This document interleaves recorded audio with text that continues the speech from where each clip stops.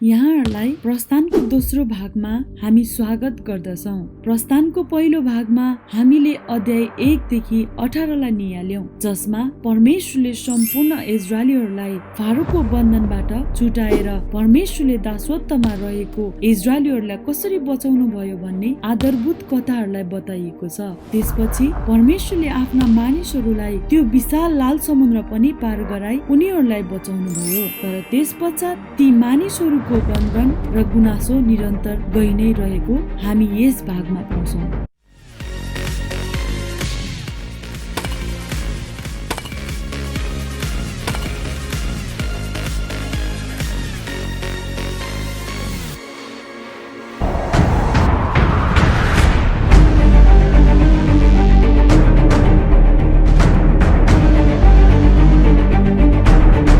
अब प्रस्थानको पुस्तकको दोस्रो भागमा मूसाले सम्पूर्ण इजरायलीहरूलाई सिनै पर्वतको फेदमा लान्छन्, जहाँ परमेश्वरले उनीहरूलाई एउटा सम्बन्धको करारको निम्ति आमन्त्रित गर्नुहुन्छ। जुन करार परमेश्वरले अब्राहमसँग गर्नुभएको थियो, त्यही करारको एक विकसित रूप परमेश्वरले यहाँ इजरायलीहरूसँग गर्दै गर्नुभएको हामी पाउँछौँ। त्यसकारण तपाईँ हामीले एकपटक फेरि उत्पत्तिको पुस्तकलाई याद गर्न अति आवश्यक छ, कारण परमेश्वरले अब्राहमको परिवार मार्फत आफ्नो सबै देशमा पुनर्स्थापना गर्दै हुनुहुन्थ्यो। परमेश्वरले यहाँ यसो भन्नुहुन्छ, यदि इजरायलीहरूले करारका शर्तहरू पालन गरे भने उनीहरू परमेश्वरको एक यस्तो पुजारी हुन्छन् जसलाई परमेश्वरको व्यवस्था, शिक्षा र न्यायको पूर्ण ज्ञान हुन्छ। अर्थात् तिनीहरू परमेश्वरको प्रतिनिधि तुल्याइने छन्, जसले परमेश्वरको वास्तविक स्वरूपलाई अरू राष्ट्रहरूको सामु प्रस्तुत गर्नेछन्। इजरायलीहरूले परमेश्वरको यस प्रस्तावलाई उत्सुकताको साथ स्वीकार गर्छन्। त्यसै कारणले गर्दा परमेश्वरको उपस्थिति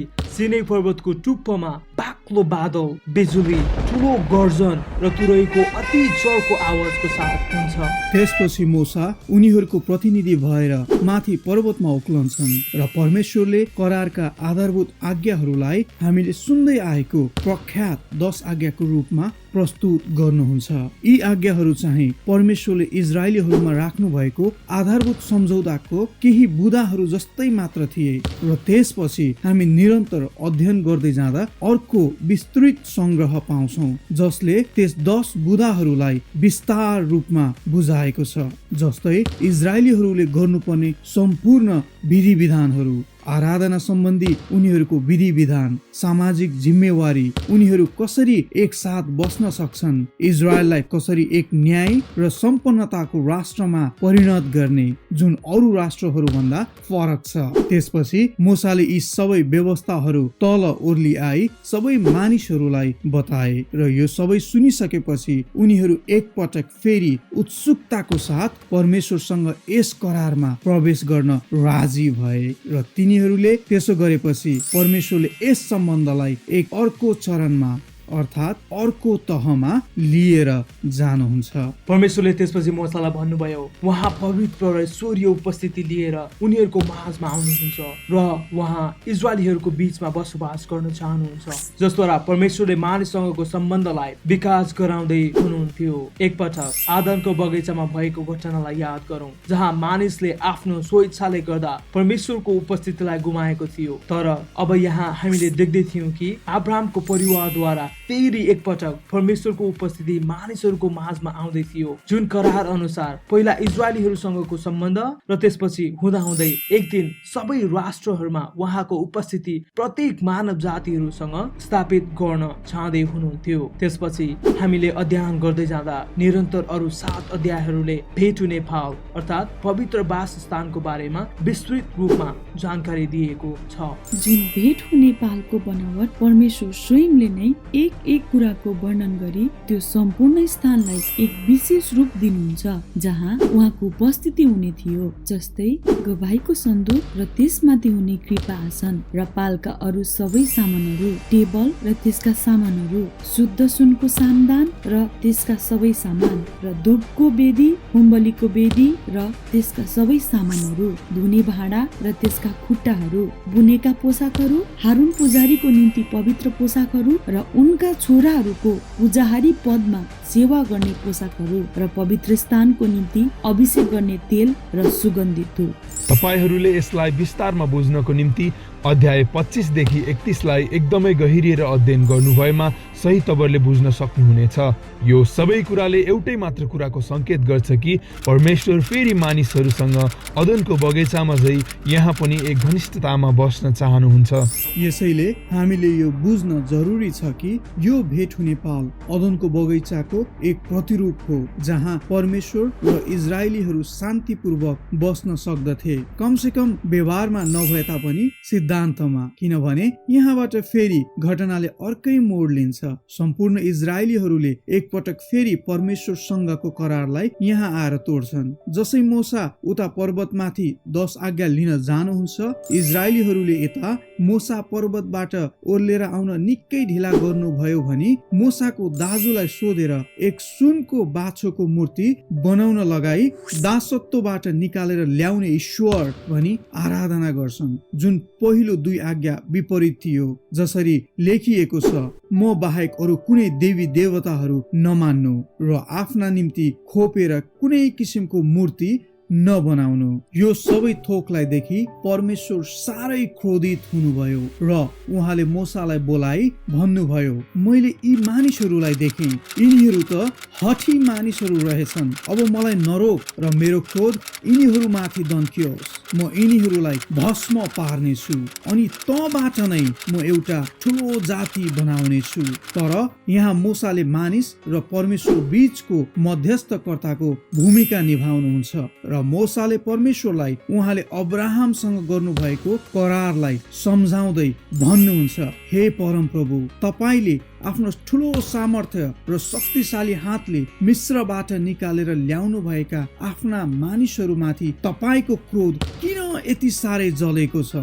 मेसीहरूले किन यसो भन्ने मौका पाउन्? कुभलो चिताएर पर्वतहरूमा तिनीहरूलाई मार्न र तिनीहरूलाई पृथ्वीबाट नाश गर्न उहाँले तिनीहरूलाई ल्याउनु भयो। तपाई आफ्नो भयंकर क्रोधलाई शान्त गर्नुहोस् र आफ्ना मानिसहरूलाई हानि गर्नदेखि आफ्नो मन बदल्नुहोस्। तब आफ्ना मानिसहरूलाई हानि गर्नदेखि परमप्रभुले आफ्नो मन बदल्नु भयो। यसरी परमप्रभुले सम्पूर्ण इजरायलीहरूलाई माफ गरी आफ्नो करार नवीकरण गर्ने वाचा गर्नुभयो। त्यसपछि परमेश्वरले आफ्नो स्वभावलाई बाइबलमा प्रथम पटक मोसाको अघि येशू भनी दर्शाउनु भयो। परमप्रभु चिठ्याउनमा भरिपूर्ण र दयालु परमेश्वर, जो क्रोध गर्नमा ढिलो र प्रेम र विश्वासतामा प्रशस्त हुनुहुन्छ। उहाँले हजारौं हजार माथि कृपा देखाउनुहुन्छ र दुष्टता, विद्रोह र पाप क्षमा गर्नुहुन्छ। तर उहाँले दोषीलाई कुनै किसिमले पनि सजाय दिनुहुन्छ। तसर्थ परमेश्वर कृपालु हुनु भए तापनि उहाँले दुष्टताको न्याय पक्का गर्नुहुन्छ। र सबैभन्दा महत्त्वपूर्ण कुरा, परमेश्वर आफ्ना प्रतिज्ञाहरू प्रति एकदमै वफादार र प्रतिबद्ध हुनुहुन्छ। यद्यपि उहाँलाई थाहा छ कि मानिसहरू पूर्ण रूपमा अविश्वास योग्य अर्थात् स्वार्थी छन्। यसरी इजरायलीहरूसँग सम्झौता नवीकरण गरिसकेपछि परमेश्वरले मोसालाई अघि बढ्न भन्नुभयो र भेट हुने पाल बनाउने आज्ञा दिनुभयो। र फेरि हामीले भेट हुने पालको निर्माणको वर्णन गरेको अरू 5 वटा लामो अध्यायहरूलाई पाउँछौँ। अन्ततः प्रस्थान 40 को 33 देखि 35 मा हामी पाउँछौँ कि मोसाले पवित्र वासस्थान र वेदीका वरिपरि भएको आँगनमा घेरा खडा गरे र आँगनमा भएको ढोकाको पर्दा टाँगे। यसरी मोसाले पवित्र वासस्थानको काम समाप्त गरे। तब भेटुने पाल बादलले छोप्यो र परम प्रभुको महिमाले पवित्र वासस्थान भरियो। अनि जसै मोसा भेटुने पालमा पस्न खोजे उनी त्यो पालमा पस्न सकेनन्। यसरी यो पुस्तकको अन्त्य हुन्छ। जसरी यो पुस्तकको अन्त्य हुन्छ त्यो साँच्चीकै आश्चर्यजनक देखिन्छ। तर वास्तवमा इजरायलीहरूले आफूले गरेको पापले गर्दा उनीहरूले परमेश्वरसँगको सम्बन्धलाई निकै नै खराब बनाइसकेका थिए। पुस्तकको सुरुवात फारोको दुष्कर्म र उसले इजरायलीहरूलाई दिएको भयानक चेतावनी र परमेश्वरको करारलाई इन्कार गरी दिएको धम्कीबाट हुन्छ। तर पछि पुस्तकको अन्त्य चाहिँ इजरायलीहरू स्वयं नै परमेश्वरको शत्रुको रूपमा हामी यहाँ पाउँछौँ। यसरी यस पुस्तकको अन्त्यमा प्रश्न यो छ कि परमेश्वरले कसरी आफ्नो पवित्रता र उहाँको भलाइको बीचमा रहेको यो द्वन्द्व र आफ्नै करारका मानिसहरूका पापी र भ्रष्ट स्वभावलाई उहाँसँग आफ्नो उपस्थितिमा जोड्न सक्नुहुन्छ। त्यो समस्याको समाधान अब हामी अर्को पुस्तकमा निरन्तर हेर्ने नै छौँ। तर अहिलेको लागि प्रस्थानको पुस्तक यतिमा नै समाप्त हुन्छ। तपाईहरूबाट बिदा हुन अघि एउटा प्रश्न तपाईहरूको माझ, परमेश्वर के गर्नमा ढिलो हुनुहुन्छ? फेरि पनि परमेश्वर के गर्नमा ढिलो हुनुहुन्छ? कृपया गरी यो प्रश्नको उत्तर कमेन्ट बक्समा लेख्न नभुल्नुहोला।